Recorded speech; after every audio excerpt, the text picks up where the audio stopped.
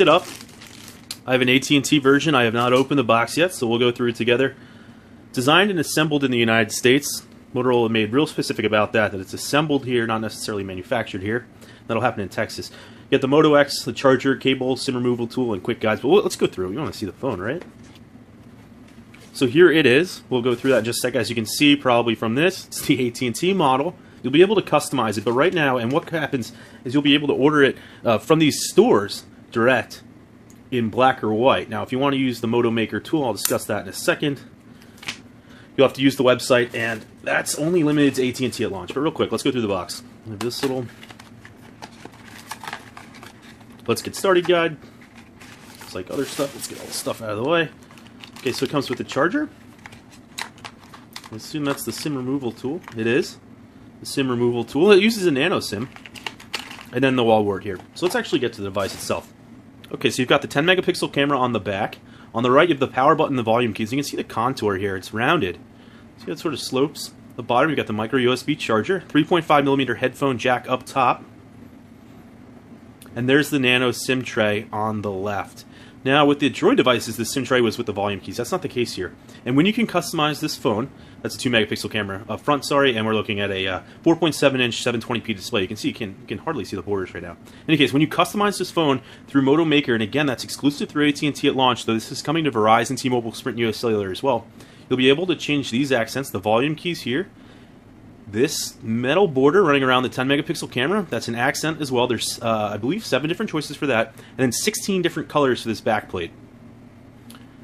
And there's a bunch of customization options. Let's turn it on now. You can watch this boot. This is going to run Android 4.2.2 Jelly Bean. I asked about 4.3. Motorola said they actually don't work that closely with Google, even though it's owned by Google.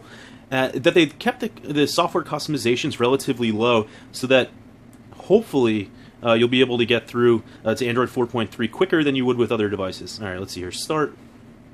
Accept. We don't want to do this now. Not now. All right, let's go. You can migrate all your stuff over, it looks like. We don't care about this. Not right now, right? Okay. Okay, so here's your home screen. Again, that's a 720p display, 4.7 inches. You can see how it nicely runs edge to edge there. There we go, a little better in focus for you. This device is going to launch with 16 gigabytes of storage, or 32. Now, 16 is going to cost you $199. 32 will cost you $249, and the problem with that is 32 is going to be available, they said, with AT&T first, and this is relatively mid-range specs for that price range. The one, for example, or the S4, has a Snapdragon 600 processor.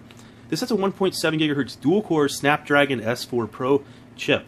2 gigs of RAM is nice, but when you're considering the faster processor, not necessarily clock speed, but the more powerful processors in the other high-end phones, the price is a little high, I think. I think this could have come in at $99. In any case, let's see what we have for storage on this review unit here. Okay, so 11 gigs total space remaining, so that means we have a 16 gigabyte unit. Now there's some neat features here, so let's turn this off and do a little screwdriver shake, they tell us. Okay? Now we're automatically in the camera app. So you can always just pull it out of your pocket and jump right into the camera by doing that screwdriver shake. Let's show that again.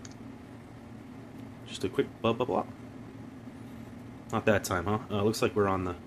Let's try it again.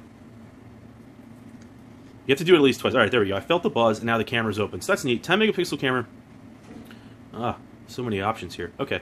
Now you can quickly take pictures. Motorola said they spent a lot of time on the autofocus software here, so let's pull this aside, and then you get the manual controls if you want to dig a little bit deeper. But they told us that a lot of the feedback was actually that people didn't want to deal with all that. They want that autofocus out of the box.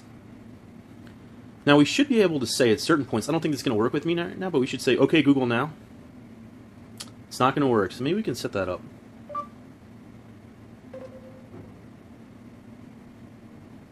So you can get phone calls, make directions, set reminders. We know all that, but you can do this hands-free.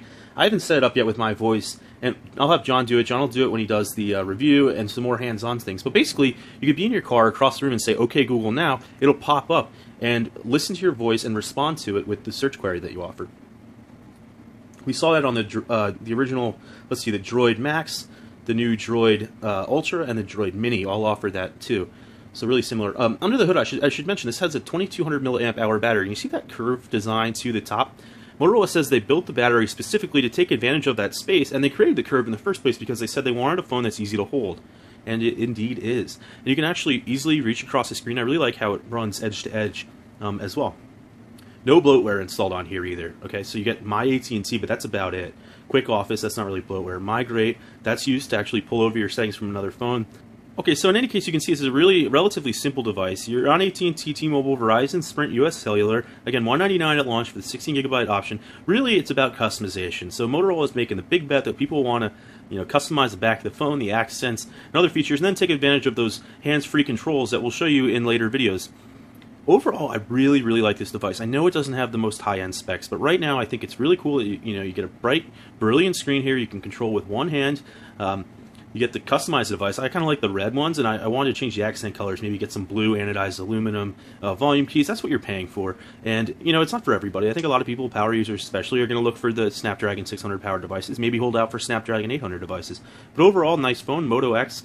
Look forward to bringing you a full review, and we'll bring you plenty more coverage in the future. This is Todd Hazelton with Techno Buffalo.